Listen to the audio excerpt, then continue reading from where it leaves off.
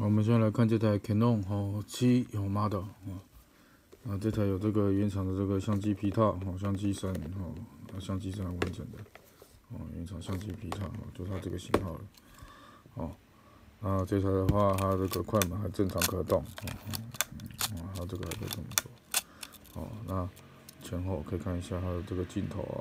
然后机身皮革正常贴合皮革正常贴合这个机身上方跟底部的部分那底片式的话，这边要先打开这边先转开，然后再打开侧边打开侧边打开侧边，然后把它拉开底片式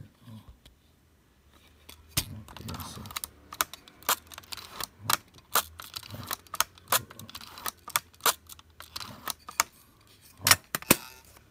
好，那以上就是这台